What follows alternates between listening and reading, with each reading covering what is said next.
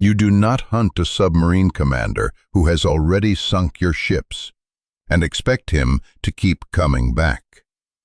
The logic is simple, brutal, but simple. A submarine operates in absolute silence, in absolute secrecy. It strikes once, maybe twice, then it vanishes into the dark Pacific, running for home before the destroyers arrive. That's the rule.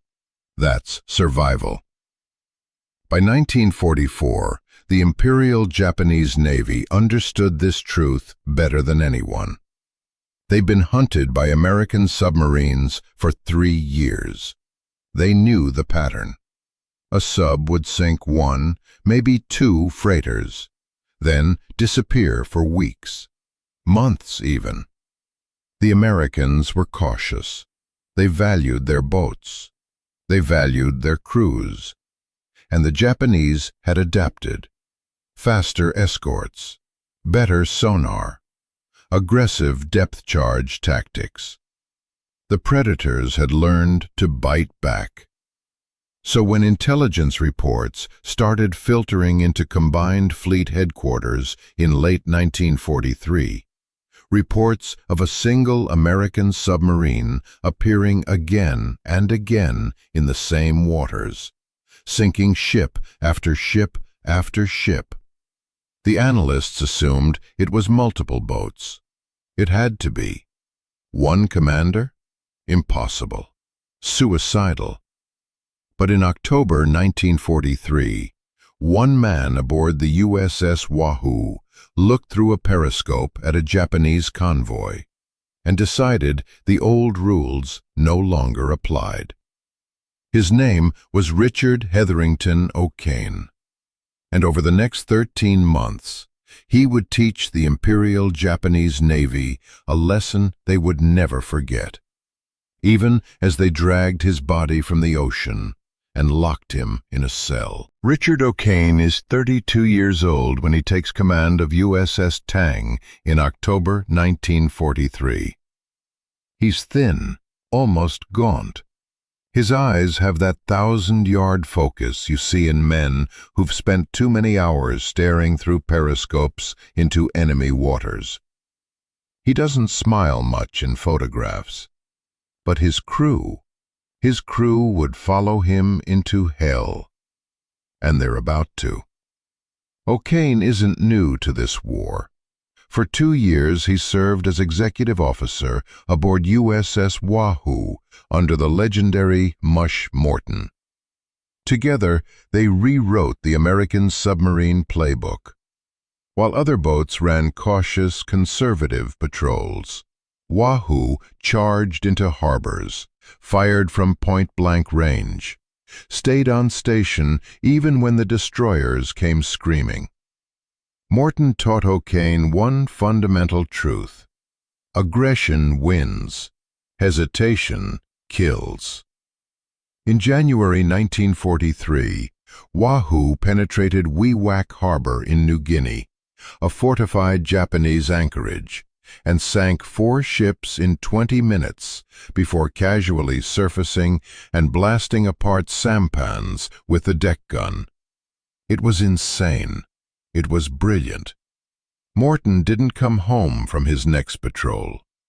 Now O'Kane has his own boat, USS Tang, a brand new Balao-class submarine, 311 feet long, armed with 10 torpedo tubes and a crew of 87 men who are about to discover what it means to serve under the most aggressive submarine commander in the Pacific. The year is 1944. The war has turned. MacArthur is island-hopping toward the Philippines. The Japanese merchant fleet, the lifeline carrying oil from the Dutch East Indies, food from Manchuria, troops from the home islands, is bleeding. American submarines are strangling Japan, but they're doing it slowly, methodically. The doctrine is still conservative. Fire from long range, dive deep, run silent. O'Kane looks at this doctrine the way a wolf looks at a fence. Tang's orders for her first patrol are standard. Proceed to the East China Sea, interdict enemy shipping, avoid unnecessary risk. O'Kane reads them, nods. Then he gathers his officers in the wardroom and tells them exactly what they're about to do. We're going to sink everything that floats. Pause. We're going to get closer than anyone thinks is possible. We're going to fire until the tubes are empty. And we're going to make them afraid to sail their own waters. His torpedo officer, Lieutenant Murray Frazee, stares at him. Skipper, that's not what the manual says. O'Kane smiles. It's not a warm smile. The manual, he says quietly, is why we're losing boats. January 1944. Tang slips beneath the gray surface of the Pacific and turns west. The East China Sea is not open ocean. It's a kill box. Shallow waters, heavy air patrols, Japanese naval bases on every island. If you're detected here, there's nowhere to run. O'Kane takes Tang straight into the heart of it. The first contact comes on January 22nd. It's 0300 hours, dark as ink. The radar operator's voice crackles through the boat. Surface contact, bearing 270, range 12,000 yards. Standard procedure, dive, approach submerged, fire at 4,000 yards. O'Kane stays on the surface. He opens the throttle. Tang's diesels roar to life, and the submarine races forward at 17 knots, closing the distance like a destroyer, not a submarine. 3,000 yards, 2,000 yards. The Japanese freighter, a 6,000-ton cargo vessel, has no idea death is sprinting toward it. O'Kane brings Tang to within 1,200 yards, close enough to see the rust on the hull through the periscope, and fires 3 torpedoes. The first strikes amidships. The explosion lifts the bow 10 feet out of the water. The second blows the engine room apart. The third doesn't miss. It never misses with O'Kane. The freighter breaks in half and sinks in 4 minutes. Tang doesn't dive. O'Kane stays on the surface, scanning for more targets. His executive officer, Lieutenant Frank Springer, finds his voice. Skipper, shouldn't we clear the area? O'Kane doesn't look away from the periscope. We're not done. Over the next 11 days, Tang sinks 5 ships. Not from cautious, long-range attacks. O'Kane brings the boat in close. So close the crew can hear Japanese voices shouting across the water. So close they can see faces. And every time, O'Kane fires. Every time he hits. But it's the second patrol, April 1944, where the legend truly begins. Tang prowls the waters off the Japanese home islands. This is not contested territory. This is the enemy's backyard. The Emperor's own waters. O'Kane doesn't care. April 26th. Morning light breaking over the Pacific. The lookouts spot a convoy. 4 freighters, 2 tankers, 3 destroyer escorts. Standard doctrine, avoid. Too many escorts. Too much risk. O'Kane orders battle stations. He positions Tang ahead of the convoy's track, submerges to periscope depth, and waits. The submarine lies motionless, 60 feet below the surface as the convoy approaches. 2,000 yards, 1,500, 1,000. The destroyers are pinging, active sonar. The sound echoes through Tang's hull like hammers on steel. The crew is silent, breathing shallow. Every man knows, if those destroyers lock on, depth charges will rain down and the ocean will crush them like an aluminum can. O'Kane's voice is calm. almost bored. Bearing, range, 090, 800 yards. Make ready tubes 1 through 4. The torpedomen spin the arming wheels. 4 Mark 18 electric torpedoes, wakeless, silent, sit ready in the tubes. 600 yards. 500. The lead destroyer passes directly overhead. The crew can hear the propellers churning. Some men close their eyes. Some pray. O'Kane fires. 4 torpedoes leap from Tang's bow. They streak through the water at 46 knots, invisible beneath the surface. 40 seconds. The first torpedo strikes the lead freighter below the waterline. The explosion is catastrophic. The ship doesn't just sink, it disintegrates. The second and third torpedoes hit a tanker. Burning oil spreads across the ocean like napalm. The fourth strikes a second freighter. 3 ships, 4 torpedoes. 45 seconds. The destroyers go berserk. They pivot, engines screaming, and charge toward Tang's position. Take her deep! All ahead flank! Tang dives.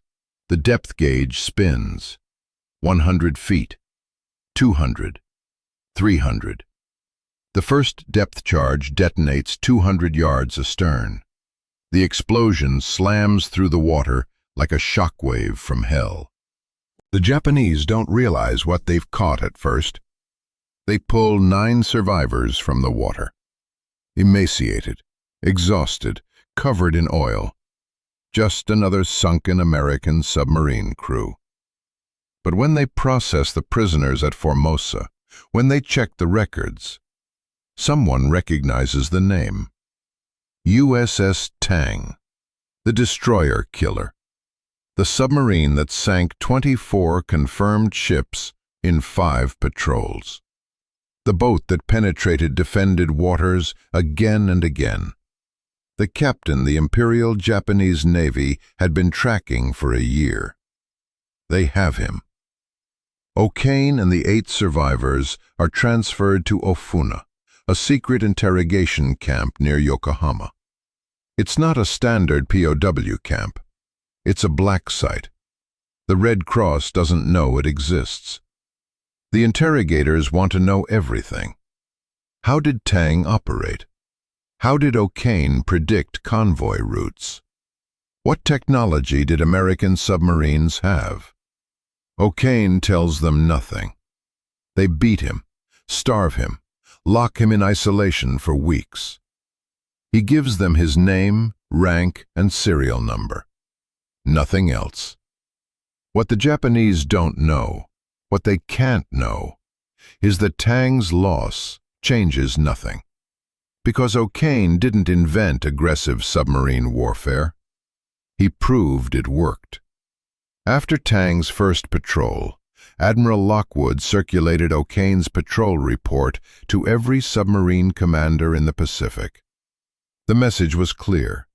This is how you fight. Close range, multiple attacks, relentless aggression. By late 1944, American submarines are operating the way O'Kane taught them. They're getting closer, firing more, staying on station longer. The results are catastrophic for Japan. In 1944 alone, American submarines sank 2.7 million tons of Japanese shipping. Oil imports drop by 70%. Food shipments collapse. The Japanese war machine is starving. By the time O'Kane is rotting in a POW camp, American submarines have cut the supply lines to every Japanese-held territory from Manchuria to the Philippines. The empire is choking. And in the dark cells of Ofuna, the guards call O'Kane Akuma no Sensui kan Sencho, the devil submarine captain. They don't say it with respect. They say it with fear. because even in captivity, even broken and starving, Richard O'Kane represents something the Japanese military cannot comprehend. He represents the moment they realized they'd lost control of their own waters. When the war ends in August 1945, American forces liberate Ofuna. O'Kane weighs 98 pounds. He can barely walk. His teeth are loose from malnutrition, but he's alive. Of the 87 men aboard Tang when she went down, only 9 survived the sinking. All 9 survived the war. 78 men did not. Richard O'Kane returns to the United States in September 1945. He's 34 years old. He looks 60. The Navy awards him the Medal of Honor. The citation reads, "For conspicuous gallantry and intrepidity at the risk of his life above and beyond the call of duty." He accepts it. He doesn't smile. At the ceremony, a reporter asks him if he's proud of his record. O'Kane looks at the medal in his hand. "I'm proud of my crew," he says quietly. "I'm proud of the men who didn't come home." Pause. The rest is just numbers. But the numbers matter. 24 ships confirmed sunk. 31 total, including probable kills. Over 100,000 tons of enemy shipping destroyed. Tang's 5 war patrols resulted in more enemy ships sunk than 90% of all American submarines in the Pacific. O'Kane's aggressive tactics became doctrine. After the war, the U.S. Navy Submarine School taught his methods. His patrol reports became required reading. When nuclear submarines entered service in the 1950s, the tactics were the same. Get close, stay aggressive, make them afraid. O'Kane retired from the Navy in 1957 with the rank of Rear Admiral. He lived quietly in California, rarely giving interviews, never seeking attention. The men who served under him, the survivors of Tang and the crews of Wahoo before that, they stayed in touch. Every year they gathered. Every year they raised a glass to the men who didn't make it home. And every year O'Kane would stand and say the same thing. They were better men than I was. They deserved better than what I gave them. But here's what matters. Here's what the history books sometimes miss. On October 25, 1944, when that torpedo turned and ran back toward Tang, O'Kane had a choice.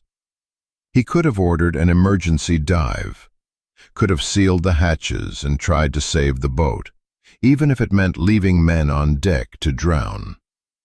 He didn't. He stayed on the bridge. He tried to maneuver the boat to safety. And when the torpedo struck, he went into the water with his crew. That's the man the Japanese called the Devil Captain. A man who refused to abandon his people even when his own weapon was about to kill him. Richard O'Kane died in 1994 at the age of 83. At his funeral, 8 men stood and saluted. The survivors of Tang. The men who treaded water with him in the darkness off Formosa. The men who starved with him in Ofuna. They buried him with full military honors at Arlington National Cemetery. His headstone reads simply, Richard H. O'Kane, Rear Admiral, United States Navy, Medal of Honor. It doesn't mention the 24 ships. It doesn't mention the 5 patrols. Because the men who served with him didn't need to be reminded. They already knew. If this story moved you, please hit that like button. Every click tells the algorithm this piece of history is worth remembering. We're dedicated to rescuing these forgotten stories from the archives. If you want to join us on this mission, Please subscribe and turn on notifications. Where are you watching from? Drop a comment with your city or state and tell us if someone in your family served. We read every single one. Thank you for ensuring that Commander Richard O'Kane and the 78 men of USS Tang do not disappear into silence. They deserve to be remembered.